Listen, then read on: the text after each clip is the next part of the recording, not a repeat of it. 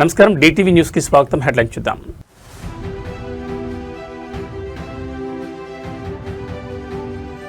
మంత్రి నారా లోకేష్ దక్షిణ కొరియా పర్యటనలో కీలక ఘట్టం.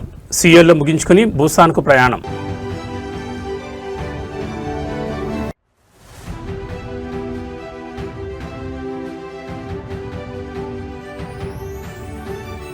ఇడుపులపాయలో భావోద్వేగ వాతావరణం. మహానేత వైఎస్ఆర్ 77వ జయంతి వేడుకలు ప్రారంభం.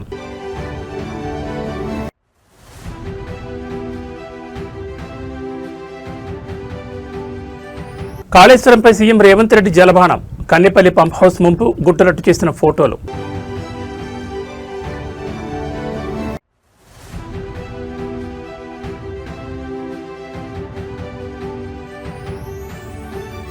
తెలంగాణలో ముదురుతున్న రైతాంగ సమరం. ఆయిల్ ఫామ్ సాగుదారుల లబోదిపో. ఇక డీటెయిల్స్ చూస్తే ఆంధ్రప్రదేశ్ను అంతర్జాతీయ ఇన్వెస్ట్మెంట్స్ హబ్గా, భారతదేశ ఏఐ రాజధానిగా మార్చడమే ధ్యేయంగా మంత్రి నారా లోకేష్ చేపట్టిన దక్షిణ కొరియా పర్యటన అత్యంత కీలక దశకు చేరుకుంది. కొరియా రాజధాని సియోల్లో హ్యుందాయ్ మోబీస్, ఎల్జీ ఎలక్ట్రానిక్స్ మరియు సియోల్ సెమీకండక్టర్స్ లాంటి గ్లోబల్ దిగ్గజాలతో భారీ చర్చలు జరిపిన లోకేష్ తన తదుపరి పారిశ్రామిక వ్యూహాన్ని అమలు చేయడానికి కొరియాలోనే అతిపెద్ద వాణిజ్య కేంద్రమైన బుసాన్ నగరానికి రైల్లో ప్రయాణమయ్యారు. బుసాన్ వేదికగా ఏపీఈడీబీ ఆధ్వర్యంలో అపెక్స్ కొరియా పేరుతో ఒక ప్రత్యేక పెట్టుబడిదారుల సహాయక విభాగాన్ని ఆయన ప్రారంభించబోతున్నారు. చూజ్ స్పీడ్ చూజ్ ఏపీ నినాదంతో మంత్రి నారా లోకేష్ సౌత్ కొరియాలో విస్తృతంగా పర్యటిస్తున్నారు. ఇందులో భాగంగా సియోల్ పర్యటన ముగించుకుని కట్టుదిట్టమైన పారిశ్రామిక ఎజెండాతో ఆయన రైల్లో బుసాన్ నగరానికి చేరుకుంటున్నారు. బుసాన్లో ఏపీఈడీబీ ఆధ్వర్యాన ప్రతిష్టాత్మకంగా ఏర్పాటు చేసిన అపెక్స్ కొరియా అనే ఇన్వెస్టర్ల సహాయక అనుసంధాన విభాగాన్ని మంత్రి లోకేష్ ఈ ఉదయమే ప్రారంభించనున్నారు. ఈ విభాగం కొరియన్ కంపెనీలు ఏపీలో పెట్టుబడులు పెట్టేందుకు సింగిల్ విండో కనెక్టివిటీలా పనిచేస్తుంది. అనంతరం కొరియా మెరైన్ ఎక్విప్మెంట్ అసోసియేషన్ ఆధ్వర్యంలో నిర్వహించే ప్రత్యేక రౌండ్ టేబుల్ సమావేశంలో లోకేష్ పాల్గొని ఏపీకి ఉన్న సుదీర్ఘ తీర ప్రాంతం, పోర్టు ఆధారిత పరిశ్రమల అనుకూలతను వివరించనున్నారు. ఈ పర్యటనలో భాగంగా కొరియాకు చెందిన అగ్రశ్రేణి బిజినెస్ గ్రూప్స్ అయిన బిఎన్కే ఫైనాన్షియల్, బుయాంగ్ గ్రూప్, హ్యోంగ్సాంగ్ గ్రూప్ ఉన్నత స్థాయి బృందాలతో లోకేష్ 1-to-1 సమావేశాలు జరపనున్నారు. సాయంత్రం ప్రసిద్ధ షోవాల్స్ ఫుట్వేర్ ఫ్యాక్టరీని సందర్శించి smart health care medical shoes తయారీ ప్లాంట్ను ఏపీలో ఏర్పాటు చేయడంపై చర్చలు జరపనున్నారు. రతన్ టాటా ఇన్నోవేషన్ హబ్ ద్వారా 5 ఏళ్లలో 20,000 స్టార్టప్లు, 1,00,000 ఉద్యోగాలు సాధించడమే లక్ష్యంగా కొరియన్ స్టార్టప్లను కూడా లోకేష్ ఆహ్వానిస్తున్నారు. ఉమ్మడి ఆంధ్రప్రదేశ్ దివంగత ముఖ్యమంత్రి, నిరుపేదల ఆశాజ్యోతి డాక్టర్ వైఎస్ రాజశేఖర 77వ జయంతి వేడుకలు ఇడుపులపాయలో భావోద్వేగ వాతావరణంలో ప్రారంభమయ్యాయి. వైఎస్ఆర్ జయంతిని పురస్కరించుకుని వైఎస్ఆర్సీపీ అధినేత, మాజీ ముఖ్యమంత్రి వైఎస్ జగన్మోహన్ రెడ్డి కడప జిల్లా ఇడుపులపైకి చేరుకున్నారు. తన కుటుంబ సభ్యులతో కలిసి వైఎస్ఆర్ ఘాట్ వద్ద ప్రత్యేక ప్రార్థనలో పాల్గొని మహానేతకు ఘనంగా నివాళులర్పించారు. వైఎస్ఆర్ చేసిన ప్రజాసేవను, ఆయన ప్రవేశపెట్టిన చారిత్రాత్మక సంక్షేమ పథకాలను స్మరించుకుంటూ రాష్ట్ర వ్యాప్తంగా పార్టీ శ్రేణులు జయంతి ఉత్సవాలు నిర్వహిస్తున్నాయి. వైఎస్ రాజశేఖర రెడ్డి 77వ జన్మదినాన్ని పురస్కరించుకుని ఇడుపులపాయలోని వైఎస్ఆర్ ఎస్టేట్లోని ఘాట్ వద్ద వైఎస్ఆర్ కుటుంబం ప్రత్యేక ప్రార్థనలు నిర్వహించింది.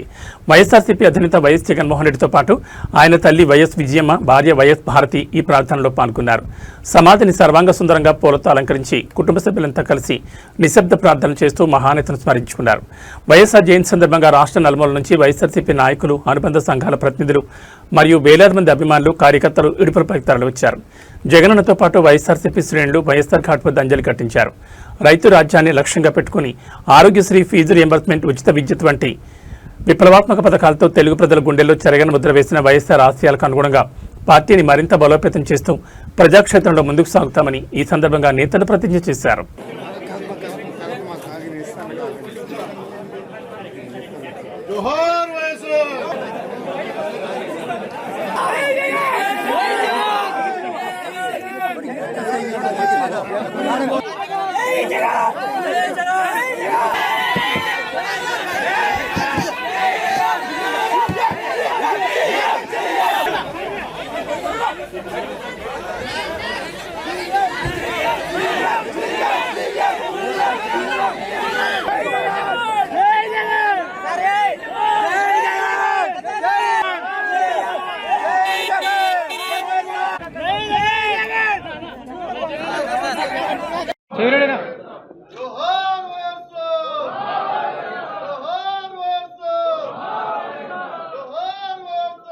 తెలంగాణలో కాళేశ్వరం ప్రాజెక్టు చుట్టూ సాగుతున్న రాజకీయ సమరంలో ముఖ్యమంత్రి రేవంత్ రెడ్డి అత్యంత సంచలన ఆధారాలను మీడియా ముందుకు తెచ్చారు. గత బీఆర్ఎస్ ప్రభుత్వ హయాంలో జరిగిన డిజైన్ లోపాలు, ఇంజనీరింగ్ పరాభవాన్ని ఎండగడుతూ 2022 జూలై 14న గోదావరి వరదల్లో కన్నెపల్లి పంప్ హౌస్ ఏ విధంగా నీట మునిగిందో వివరించి అసలు సిసలు ఫోటోలను రేవంత్ రెడ్డి బహిరంగపరిచారు. ప్రెస్ మీట్లో సీఎం రేవంత్ రెడ్డి స్వయంగా ఆనాటి బ్లాక్ డే విజువల్స్ ను చూపిస్తూ రక్షణ గోడ కూలిపోవడం వల్ల పంప్ హౌస్ లోపలికి నది నీరు ఎలా చేరింది, బాహుబలి మోటార్లు ఎలా ధ్వంసమయ్యాయో పాయింట్ టు పాయింట్ ఎండగట్టారు. ప్రెస్ మీట్లో ముఖ్యమంత్రి రేవంత్ రెడ్డి చూపిస్తున్న ఈ ఫోటోలను గమనిస్తే 2022 జూలై 14 నాటి గోదావరి వరదల తీవ్రత మరియు ఆ ప్రాజెక్టు నిర్మాణంలో జరిగిన ఘోరమైన మౌలిక లోపాలు స్పష్టంగా కనిపిస్తున్నాయి. వరద తాకిడిని తట్టుకోవలసిన Kannepalli pump house retaining wall ప్రవాహ వేగానికి పేకమేళ్లా కూలిపోయింది. ఈ గోడ పగుళ్లు బారడం వల్ల పక్కనే ఉన్న గోదావరి బ్యాక్ వాటర్ ఒక్కసారిగా ఫోర్స్తో పంప్ హౌస్ ఫోరక్ బే సర్చ్ఫుల్ క్రాస్ చేరుకుని లోపలి డ్రైవ్ వెల్ ఇంజనీరింగ్ రూమ్లోకి ప్రవేశించింది.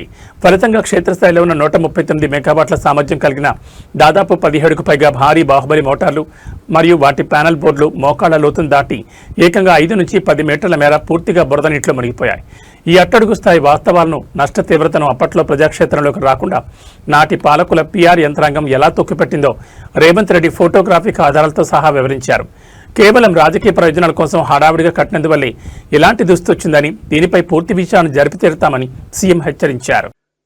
ఇక కన్నెపల్లి ఎంత సుఖమైందా అంటే 2022 జూలై 14 గోదావరిలో వరద వస్తే కన్నెపల్లి అన్నారం పంప్ హౌజులు రీటైనింగ్ వాల్ పంప్ హౌజ్ ఇక్కడ కడితే గోదావరి జలాలు ఇందులోకి రాకుండా గోడ అడ్డం కడితే అది నాణ్యత లేకపోవడం వల్ల కుప్పగూలితే మొత్తం కన్నెపల్లి పంప్ హౌస్ ఫోటోలు చూపిస్తున్నాం మీకు. ఇది నీళ్లు నిండిపోయింది. ఇది లోపల మిషన్లు మొత్తం కెమెరా క్లోజప్ తీసుకురా. ఈరోజు కన్నెపల్లి అని చెప్తున్నాడు కదా, ఇగో ఇది కన్నెపల్లి పంప్ హౌస్. ఇది ఎప్పుడు 2022లోనే ఈ పంప్ హౌస్లకు అడ్డంగా కట్టిన గోడ, నీళ్లు రాకుండా కట్టిన గోడ ఒక్కసారిగా గోదావరి జలాలు ఉధృతి పెరగానే ఆ గోడ కుప్పగూలి మొత్తం నీళ్లు పంప్ హౌస్లోకి వస్తే ఇవి కొన్ని మీటర్ల ఎత్తు నీళ్లు నిండినాయి. ఇది మొత్తం పంపులు, లిఫ్టులు, మోటార్ల పరిస్థితి ఇది మీకు. తెలంగాణలో రైతాంగ సమస్యలు, ప్రత్యామ్నాయ పంటల ప్రోత్సాహకాలపై రాజకీయ సమరం మరింత ముదిరింది. జయశంకర్ భూపాలపల్లి జిల్లా కనపూర్ మండలం పరిధిలోని రేపాక గ్రామంలో ఆయిల్ ఫామ్ సాగు చేస్తున్న రైతులను నేరుగా కలిసి వారి క్షేత్రస్థాయి బాగోగులు మరియు సమస్యలను అడిగి తెలుసుకోవడం జరిగింది. దేశంలో వంట నూనెల దిగుమతి భారాన్ని తగ్గించడంతో పాటు రైతులకు లాభదాయకమైన ఆదాయాన్ని అందించాలనే దార్శనికతతో గత బీఆర్ఎస్ ప్రభుత్వం అత్యంత ప్రతిష్టాత్మకంగా ఆయిల్ ఫామ్ సాగును విస్తృతంగా ప్రోత్సహించిందని, అయితే ప్రస్తుత రేవంత్ రెడ్డి సర్కార్ ఆ అగ్రి పాలసీలను, సబ్సిడీలను పూర్తిగా నిర్వీర్యం చేస్తుందంటూ తీవ్ర ఆరోపణలు వ్యక్తమవుతున్నాయి. సాంప్రదాయ పంటలకు ప్రత్యామ్నాయంగా లాభసాటి ఉద్యానవన పంటల వైపు రైతులను మళ్లించేందుకు గత బీఆర్ఎస్ ప్రభుత్వం మైక్రో ఇరిగేషన్, డ్రిప్ సిస్టమ్స్ మరియు భారీ సబ్సిడీలతో ఆయిల్ ఫామ్ సాగును ఒక ఉద్యమంలా ముందుకు తీసుకెళ్లింది. దీనివల్ల వంట నూనెల దిగుమతులు తగ్గి స్వదేశీ మార్కెట్ బలోపేతమవుతుందని అంచనా వేశారు. కానీ ప్రస్తుత కాంగ్రెస్ ప్రభుత్వం అధికారంలోకి వచ్చిన తర్వాత ఆయిల్ ఫామ్ సాగుకు ఇస్తున్న రాయితీలు, సకాలంలో అందాల్సిన డ్రిప్ మెటీరియల్స్ సరఫరా మరియు కంపెనీల బైబ్యాక్ సమన్వయాన్ని పూర్తిగా నిర్లక్ష్యం చేస్తుందని రేపాక గ్రామ రైతులు ఆవేదన వ్యక్తం చేస్తున్నారు. రేవంత్ సర్కార్ విధానాల వల్ల పెట్టుబడులు పెరిగి సబ్సిడీలు రాక ప్రత్యామ్నాయ పంటలు వేసిన తాము తీవ్రంగా నష్టపోతున్నామని క్షేత్రస్థాయిలో రైతులు వాపోతున్నారు. నాటి ప్రభుత్వ సంక్షేమ కార్యక్రమాలను రాజకీయ కక్షలతో నిర్వీర్యం చేయడం సరికాదని విమర్శలు వెలువెత్తుతున్నాయి. మీ కాళేశ్వరం ప్రాజెక్ట్ కట్టారు కదా, కట్టిన కాడ ఎక్కడనైతే నీళ్లు కిందికి గోదావరిలో ఉత్తర సముద్రంలోకి వస్తున్నాయో ఆ నీళ్ళని ఎత్తిపోయకుండా కావాలని ఎండబెడతాడు. ఆ 2 పిల్లర్లు ఏదో అయినాయి, కిందికి అయినాయి అని చెప్పి మొత్తం ప్రాజెక్ట్ కూలిపోయిందని నేను బదలాం చేసుకుంటా నీళ్ళు కిందికి పోనిస్తాడు. అసలు ఆ బరేజ్ దగ్గర పోకుండా మేడిగడ్డను ముట్టకుండానే యువతలకి 10 కిలోమీటర్ల మీదకి కన్నెపల్లి పంప్ హౌస్ అని ఉంది. ఆడ 2 పంపులు చాలు చేస్తే ఇలా మొత్తం అన్ని ప్రాజెక్టులు నిండుతాయి. ఆ చూపెడుతందుకు పోయినాయి 1,00,000 క్యూసెక్కుల నీళ్లు కిందికి బేకారు పోతున్నాయి, వేస్ట్గా కిందికి సముద్రంలోకి పోతున్నాయి. అది ఆంధ్రాకు వనికిరావు, మనకు వనికిరావు, కిందికి గోదావరిలో కిందికి సముద్రంలో పోతున్నాయి. అది చాలు చేయాలి, తెలంగాణ రైతులకు నీళ్ళు ఇవ్వాలని చెప్పి అడిగేందుకు పోయినాం. కానీ వచ్చేటప్పుడు ఏమన్నాడంటే రమణారెడ్డి సాబు, మా దగ్గర పామాయిల్ మంచిగా అయింది, రెండోది ఏంటంటే అన్న చెప్పింది అంతా ఇప్పుడు రైతులు జనరల్గానే అంత అవస్థలు ఉన్నారు, టైంకు యూరియా దొరకది, రైతు బంధు పడది, కరెంట్ చక్కగా ఉండలేదు. అట్లాగే ఇప్పుడు ఇక మీకు తెలుసు, మరి మీరంటే పామాయిల్ కాబట్టి బాధ లేదు, మీకు కొనేటోళ్ళు ఉన్నారు. కానీ అటు వరి ఆడ మక్కలు కొంటలేరు, వడ్లు కొంటలేరు, వడ్లల్లో ముందేమో బోనస్ అన్నారు, అది దిక్కు లేదు, తాగమాగం ఉంది. భారతదేశ పటిష్ట దౌత్య విధానం యాక్టివిస్ట్ సరికొత్త శిఖరాలు తాకుతోంది.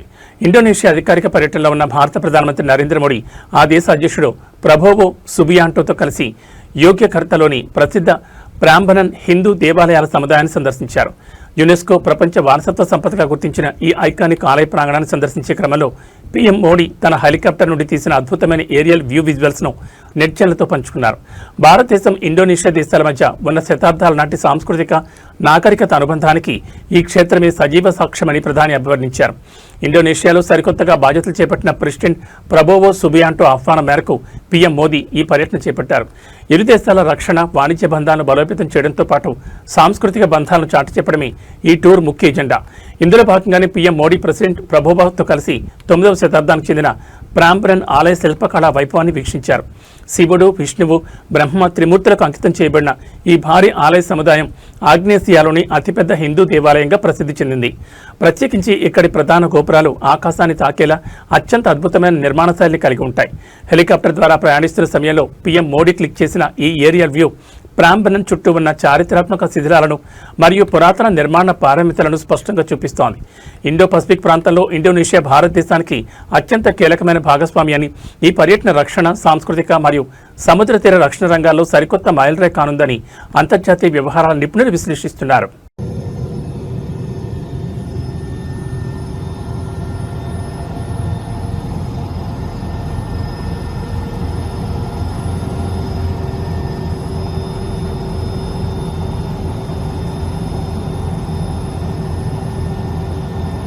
ఆంధ్రప్రదేశ్లో దాదాపు దశాబ్ద కాలంగా న్యాయం కోసం పోరాడుతున్న లక్షలాది మంది అగ్రిగోల్డ్ బాధితుల సమస్యకు శాశ్వత పరిష్కారం చూపే దిశగా కూటమి ప్రభుత్వం మరో సంచలన అడుగు వేసింది. అమరావతి వేదికగా అత్యంత ప్రతిష్టాత్మకంగా ఏర్పాటు చేసిన ప్రత్యేక మంత్రుల బృందం సమావేశంలో అగ్రిగోల్డ్ కేసుల ప్రస్తుత పురోగతిపై మంత్రిమండలి ఉపసంఘం లోతుగా సమీక్ష నిర్వహించింది. గత పాలకుల నిర్లక్ష్యపూరిత వైఖరి వల్ల నలిగిపోయిన సామాన్య డిపాజిట్లకు అండగా నిలబడి ప్రతి ఒక్క బాధితుడికి పూర్తి న్యాయం జరిగే వరకు ప్రభుత్వం బాధ్యతాయుతంగా ముందడుగు వేస్తుందని ఈ సమావేశంలో స్పష్టం చేశారు. పీపుల్ ఫస్ట్ మరియు గుడ్ గవర్నెన్స్ నినాదంతో అధికారంలోకి వచ్చిన కూటమి ప్రభుత్వం అగ్రిగోల్డ్ బాధితుల ఆవేదనను త్వరితగతిన తుడిచేందుకు కార్యాచరణను వేగవంతం చేసింది. గత ప్రభుత్వం ఈ కేసును కేవలం రాజకీయ ప్రయోజనాలకే వాడుకుని ఆస్తుల అటాచ్మెంట్ ప్రక్రియను, కోర్టు విచారణలను నత్తనడక నడిపించిందని ప్రస్తుత సమీక్షలో మంత్రుల బృందం తప్పుపట్టింది. ఈ తప్పులను సరిదిద్దుతూ అగ్రిగోల్డ్ సంస్థకు చెందిన వేల కోట్ల విలువైన స్థిరాస్తులను న్యాయపరమైన చిక్కులు లేకుండా వేలం వేయడం ద్వారా లీగల్ రికవరీ ఫండ్స్ సేకరించడమే లక్ష్యంగా ప్రభుత్వం అడుగులు వేస్తోంది. ప్రతి బాధితుడి దరఖాస్తును రీవెరిఫికేషన్ చేసి అర్హులైన ప్రతి ఒక్కరికి పైసా పక్కకు పోకుండా న్యాయం చేస్తామని, ఈ క్రమంలో ఎలాంటి ఆలస్యాన్ని సహించేది లేదని కమిటీ అధికారులను గట్టిగా ఆదేశించింది. బాధితుల పట్ల మానవతా దృక్పథంతో వ్యవహరిస్తూ నిధుల పంపిణీ ప్రక్రియను పూర్తి పారదర్శకంగా మార్చేందుకు సాంకేతిక పరిజ్ఞానాన్ని కూడా ఉపయోగించబోతున్నట్లు సమాచారం. ఏలూరు జిల్లా జంగారెడ్డిగూడెంలో జరిగిన ఓ దారుణ హత్య ఉదంతం కూటమి ప్రభుత్వంలోనే తీవ్ర కలకలం రేపుతోంది. స్థానిక పోలీసుల పనితీరు, నియోజకవర్గంలో శాంతి భద్రతల నిర్వహణపై చింతలపూడి టీడీపీ ఎమ్మెల్యే సొంగ రోషన్ కుమార్ అత్యంత తీవ్రస్థాయిలో ఆగ్రహం వ్యక్తం చేశారు. జంగారెడ్డిగూడెంలో లా అండ్ ఆర్డర్ పూర్తిగా ఫెయిల్ అయిందంటూ ఆయన చేసిన అసహన వ్యాఖ్యలు ఇప్పుడు ఏపీ పొలిటికల్ సర్కిల్స్ ను షేక్ చేస్తున్నాయి. ప్రాణహాని ఉందని ముందే మొరపెట్టుకున్న ఖాకీలు పట్టించుకోలేదని, తాను ఫోన్ చేసిన అరగంటలోనే తన సొంత కార్యకర్త హత్యకు గురి కావడంపై ఎమ్మెల్యే తీవ్రంగా స్పందించారు. జంగారెడ్డిగూడెం పట్టణంలో స్థానిక టీడీపీ కార్యకర్త దుర్గారెడ్డి దారుణ హత్యకు గురయ్యారు. అయితే ఈ విపత్తు వెనుక స్థానిక పోలీసుల ఘోర నిర్లక్ష్యం ఉందంటూ ఎమ్మెల్యే సొంగ రోషన్ సంచలన విషయాలు బయటపెట్టారు. దుర్గారెడ్డి ప్రాణాలకు ముప్పు ఉందని, ప్రత్యర్థులు దారికి ప్లాన్ చేస్తున్నారని పోలీసులకు ముందే ఫిర్యాదు చేసినా వారు కనీసం పట్టించుకోలేదని ఎమ్మెల్యే మండిపడ్డారు. ఇంకా దారుణమైన విషయం ఏంటంటే హత్య జరగడానికి కేవలం అరగంట ముందు ఎమ్మెల్యే సొంగ రోషన్ స్వయంగా తన ఆఫీసు నుండి జంగారెడ్డిగూడెం ఎస్ఐకి ఫోన్ చేశారు. దుర్గారెడ్డికి తక్షణమే పోలీస్ ప్రొటెక్షన్ కల్పించాలని గట్టిగా ఆదేశించారు. కానీ దురదృష్టవశాత్తు ఎమ్మెల్యే స్వయంగా ఫోన్ చేసి అలర్ట్ చేసిన అరగంటలోపే ప్రత్యర్థులు దుర్గారెడ్డిని వేటాడి కిరాతకంగా హతమార్చారు. ఈ వైఫల్యంపై నిప్పులు జరిగిన MLA law and order maintain చేయడం అంటే కేవలం పేకాట క్లబ్బులు, కోడిపందాలు పట్టుకోవడం మాత్రమే కాదంటూ పోలీసులకు గట్టి కౌంటర్ ఇచ్చారు. ఇలాంటి తీవ్రమైన నేరాలు జరగకుండా ముందస్తు జాగ్రత్తలు తీసుకోవడంలో పోలీసులు విఫలమయ్యారని, ఇకనైనా తీరు మార్చుకోకపోతే ఊరుకునేది లేదని టీడీపీ ఎమ్మెల్యే సొంగ రోషన్ గట్టిగా హెచ్చరించారు. జంగారెడ్డిగూడెం రూరల్లో పేరంపేట గ్రామంలో చాలా దురదృష్టకరం. ఎందుకంటే తెలుగుదేశం పార్టీ కార్యకర్త అయినటువంటి కారుమూరి దుర్గారెడ్డి గారు హత్య చేయబడ్డారు. మరి పట్టపగలు చింతలపూడి కాన్స్టిట్యుయెన్సీలో మరి జంగారెడ్డిగూడెంలో ఈ యొక్క హత్య జరగడం నిజంగా నేను చాలా చాలా చింతిస్తున్నాను. మరి ఈ హత్య కేవలం ఇది లా అండ్ ఆర్డర్ ఫెయిల్యూర్. ఇది లా అండ్ ఆర్డర్ సరిగ్గా ప్రొటెక్ట్ చేయకపోవడం వల్లనే పోలీసు వారు దీన్ని సరైన టైంలో కంప్లైంట్ పెట్టినా కూడా మరి యాక్షన్ తీసుకోకుండా ఎవరైతే డిసీజ్డ్ ఉన్నారో వారు వచ్చి లైఫ్ థ్రెట్ అని చెప్పినా కూడా పట్టించుకోకుండా మరి ఇలా చేయడం వల్ల మరి ఈరోజు ఒక ప్రాణం మనం కోల్పోయాం. దుర్గారెడ్డి ఒక మంచి తెలుగుదేశం పార్టీ కార్యకర్త, వార్డ్ మెంబర్ కూడా ఇక్కడ. మరి ఈ ఇన్సిడెంట్ జరిగే అరగంట ముందు మరి నా ఆఫీస్ నుంచి నేను నా పిఏఎస్ఐకి ఫోన్ చేసి ఇట్లా దుర్గారెడ్డి గారికి మరి అన్యాయం జరుగుతూ ఉంది, తనకి ప్రొటెక్షన్ ఇవ్వాలి, ఈ విషయంలో మీరు జాగ్రత్తగా చూడండి అని చెప్తే చెప్పిన అరగంటకే మరి ఇక్కడ తను హత్య చేయడం జరిగింది. మరి ఈ విషయంలో నేను ఎమ్మెల్యేగా మరి పోలీసు వాళ్ళు చెప్తున్నాను, 24 అవర్స్లో దీని మీద కంప్లీట్ ఇన్వెస్టిగేషన్ తీసుకోవాలి. అలాగే ఎవరైతే మరి చంపారో, దీని వెనకాల ఎవరున్నారో, ఎవరైతే మరి ప్రోత్సహించారో ప్రతి ఒక్కరిని కూడా కఠినంగా శిక్షలు చెప్పి నేను సభాముఖం తెలియజేస్తున్నాను. తెలంగాణ ముఖ్యమంత్రి రేవంత్ రెడ్డి హాజరైన ఒక క్రీడా ఈవెంట్ ఇప్పుడు రాష్ట్రంలో కొత్త పొలిటికల్ డిబేట్ కు తెరలేపింది. హైదరాబాద్ వేదికగా జరిగిన ఫుట్బాల్ మ్యాచ్ ముగింపు వేడుకల సందర్భంగా సీఎం రేవంత్ రెడ్డి వ్యవహరించిన తీరుపై నెటిజన్లు, ప్రతిపక్ష శ్రేణులు తీవ్రస్థాయిలో విరుచుకుపడుతున్నారు. తన వ్యక్తిగత ఇమేజ్ పెంచుకునే పీఆర్ స్టంట్స్ కోసం ఈవెంట్కు తీసుకొచ్చిన పాఠశాల చిన్నారులను అర్ధరాత్రి వరకు స్టేడియంలోనే ఉంచి తీవ్ర ఇబ్బందులు గురి చేశారని ఆరోపణలు వెల్లువెత్తున్నాయి. రాత్రి బాగా ఆలస్యం కావడంతో ఇంటికి వెళ్లలేక, ఎవరికి చెప్పుకోలేక దట్టమైన లైట్ల వెలుతురులోని ఆ చిన్నపిల్లలు కుర్చీల్లోని కొనుక్కు తీస్తున్న విజువల్స్ ఇప్పుడు నెట్టింట వైరల్ అవుతున్నాయి. హైదరాబాద్లో క్రీడలను ప్రోత్సహించే వ్యూహంలో భాగంగా ఏర్పాటు చేసిన ఈ ఫుట్బాల్ మ్యాచ్కు ముఖ్యమంత్రి రేవంత్ రెడ్డి ముఖ్య అతిథిగా హాజరయ్యారు. అయితే ఈ మ్యాచ్ షెడ్యూల్, తదుపరి ముగింపు కార్యక్రమాలు అనుకున్న సమయం కంటే చాలా ఆలస్యంగా సాగాయి. రాత్రి 12 గంటలు దాటుతున్న సీఎం రేవంత్ రెడ్డి మ్యాచ్ ముగిసే వరకు అక్కడే ఉండి వీక్షించారు. ప్రోటోకాల్ నిబంధనలు మరియు సీఎం ఇమేజ్ బిల్డింగ్ ప్రమోషన్ల కోసం నిర్వాహకులు ఈవెంట్ ప్రారంభంలో తీసుకొచ్చిన చిన్నారులను రాత్రి వేళ కూడా ఇంటికి పంపకుండా అక్కడే కూర్చోబెట్టడం వివాదానికి కేంద్ర బిందువైంది. సాధారణంగా రాత్రి 9 లేదా 10 గంటల కల్లా నిద్రపోయే అలవాటున్న ప్రాథమిక ఉన్నత పాఠశాల విద్యార్థులు అర్ధరాత్రి 1 గంట కావస్తున్న కార్యక్రమం ముగియకపోవడంతో తీవ్ర అలసట గురయ్యారు. నిర్వాహకులకు భయపడి బయటకు వెళ్లలేక స్టేడియం సీట్లలోనే తలలు వాల్చి నిద్రపోతున్న దృశ్యాలు ప్రజా సంఘాల ఆగ్రహానికి కారణమయ్యాయి. కేవలం పబ్లిసిటీ పిచ్చితో చిన్నపిల్లల ఆరోగ్యం, హక్కులను కాలరాస్తారా అంటూ నెటిజన్లు సీఎం రేవంత్ రెడ్డిని టార్గెట్ చేస్తూ ట్వీట్లు గుప్పిస్తున్నారు.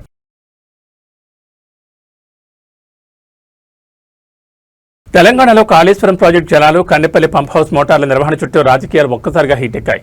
గోదావరిలో నీళ్లే లేవంటూ ముఖ్యమంత్రి రేవంత్ రెడ్డి చేస్తున్న వ్యాఖ్యలకు బీఆర్ఎస్ సీనియర్ నేత, మాజీ మంత్రి వేముల ప్రశాంత్ రెడ్డి క్షేత్రస్థాయి సాంకేతిక ఆధారాలతో బలమైన కౌంటర్ ఇచ్చారు. కన్నెపల్లి పంప్ హౌస్ వద్ద ప్రస్తుతం నీటి మట్టం 102 మీటర్లకు చేరిన కాంగ్రెస్ ప్రభుత్వం కావాలనే మోటార్లను ఆన్ చేయడం లేదని మండిపడ్డారు. కేసీఆర్ ఇంజనీరింగ్ దార్శనికతను తక్కువ చేసి చూపే ప్రయత్నంలో రైతాంగాన్ని ఆగం చేయడం ఎంతవరకు సమంజసమని నిలదీశారు. కన్నెపల్లి పంప్ హౌస్ వద్ద ప్రస్తుత జల విశ్లేషణను మాజీ మంత్రి వేముల ప్రశాంత్ రెడ్డి మీడియాకు క్షుణ్ణంగా వివరించారు. కన్నెపల్లి పంప్ హౌస్ డిజైన్ ప్రకారం కేవలం 92 మీటర్ల వద్ద నీటి మట్టం ఉన్నా సరే మోటార్ల ద్వారా నీటిని విజయవంతంగా ఎత్తిపోసే సాంకేతిక అవకాశం ఉంది. కానీ ప్రస్తుతం అక్కడ ఏకంగా 102 మీటర్ల ఎత్తులో నీళ్లు ప్రవహిస్తున్నాయని, అంటే లిఫ్టింగ్ సామర్థ్యానికి మించి రికార్డు స్థాయిలో నీటి లభ్యత ఉందని గణాంకాలతో సహా నిరూపించారు. ఎగువ గోదావరిలో ఆశించిన స్థాయిలో నీళ్లు లేకపోయినా ప్రాణహిత నది కలిసే చోటు నుంచి కాళేశ్వరం ప్రాజెక్టుకు తీవ్ర వరద ప్రవాహం వస్తోందని గుర్తు చేశారు. ప్రాణహిత నది నుంచి ఏ కాలంలోనైనా నీటిని గరిష్టంగా వాడుకునే వీలుంటుంది కాబట్టి నాటి ముఖ్యమంత్రి కేసీఆర్ ఎంతో రీసెర్చ్ చేసి కాళేశ్వరం ప్రాజెక్టుని ఈ రీతిలో డిజైన్ చేశారని స్పష్టం చేశారు. కేవలం బీఆర్ఎస్ పార్టీ మీద ఉన్న రాజకీయ కోపంతో అసలు నీళ్లే లేవని అబద్ధాలు చెప్తూ సాగు, తాగునీరు అందక అల్లాడుతున్న రైతులను, ప్రజలను వంచడం దారుణమన్నారు.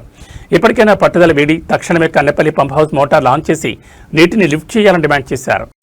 ఇది ప్రాణహిత నది గోదావరిలో కలిసిన తర్వాత పారుతున్న గోదావరిది. ఇది ఇప్పుడు మనం కన్నెపల్లి పంప్ హౌస్ దగ్గర ఉన్నాం.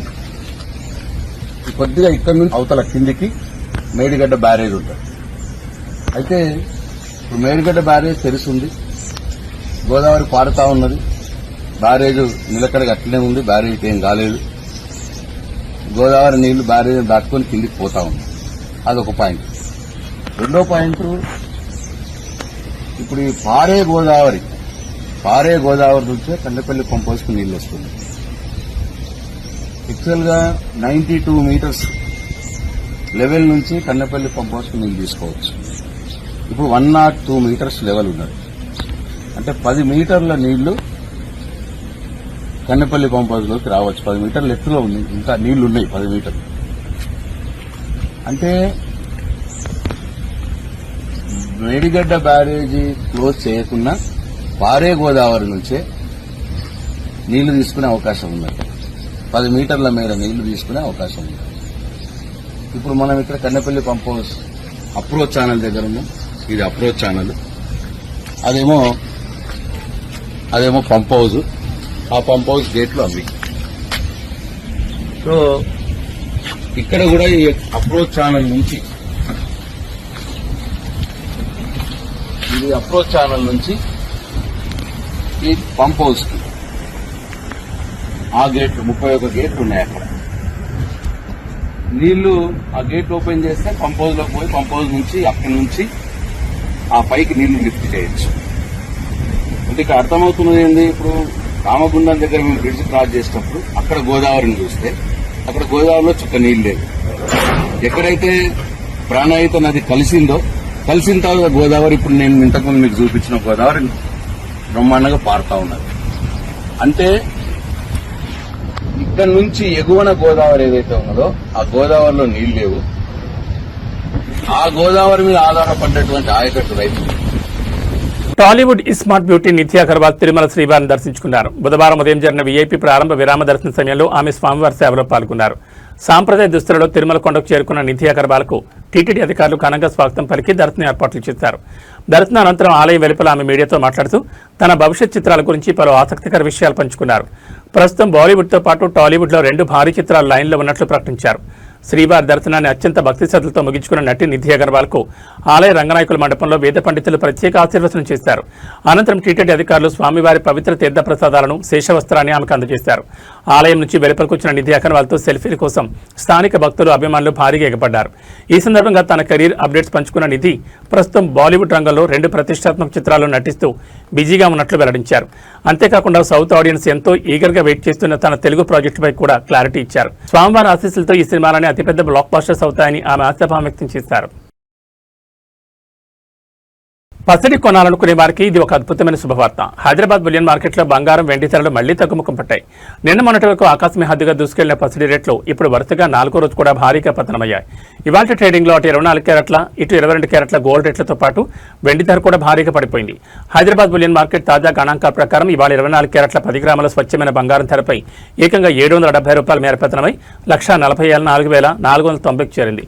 అదేవిధంగా సామాన్యులు ఎక్కువగా కొనుగోలు చేసే 22 క్యారెట్ల 10 గ్రాముల ఆభరణాల బంగారం ధర కూడా 700 కుప్పకూలి ప్రస్తుతం 1,32,450 పలుకుతోంది. బంగారం ధరలోని వెండి కూడా భారీగా పతనమై ఇన్వెస్టర్లకు షాక్ ఇచ్చింది. ఇవాళ ఒక్కరోజే కిలో వెండి ధర ఏకంగా 5,000 మేరకు క్షీణించి 2,45,000 మార్కు పడిపోయింది.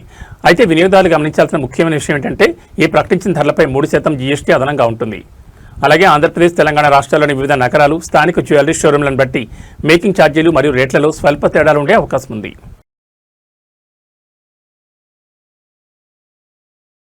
తెలుగు రాష్ట్రాల్లో వాతావరణం ఎన్నడూ లేని విధంగా తీవ్ర ఆందోళన కలిగిస్తోంది. వానాకాలం సీజన్ ప్రారంభమై 4 రోజులు దాటిపోతున్న ఆకాశం వైపు చూస్తున్న రైతులకు, సామాన్యులకు తీవ్ర నిరాశ ఎదురవుతోంది.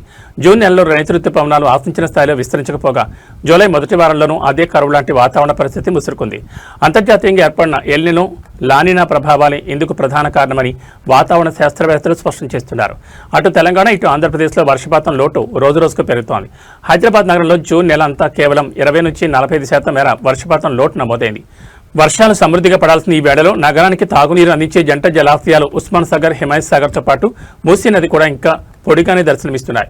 ఇక ఆంధ్రప్రదేశ్ విషయానికి వస్తే రాష్ట్రంలో గత కొన్ని రోజులుగా ఆకాశం ముసురుపడుతున్నట్లు కనిపిస్తున్నా ఆశించిన స్థాయిలో ఒక్క భారీ వర్షం కూడా కురవట్లేదు.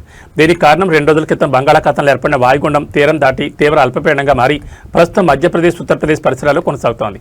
దీనివల్ల ఆ సిస్టమ్ ప్రభావం ఏపీపై పూర్తిగా తప్పింది. ఫలితంగా అల్పపీడన ద్రోణి మేఘాలను లాగేయడంతో రాష్ట్రంలో ఎండల తీవ్రత ఒక్కసారిగా పెరిగిపోయింది. నిన్న ఒక్కరోజే తిరుపతి, కావలి, నెల్లూరు పరిసర ప్రాంతాల్లో ఏకంగా 39 డిగ్రీల గరిష్ట ఉష్ణోగ్రతలు నమోదై జూలై నెలలోనే మే నెల ఎండలను తలపించాయి. వర్షాలు లేకపోవడంతో తీవ్ర నీటి ఎద్దడి ఏర్పడే ప్రమాదం ఉందని, వ్యవసాయ రక్షణ కోసం ప్రత్యామ్నాయ పంటల ప్రణాళికలను సిద్ధం చేసుకోవాలని నిపుణులు హెచ్చరిస్తున్నారు. ఏబీ బులెటిన్ విశేషాలు. నమస్కారం.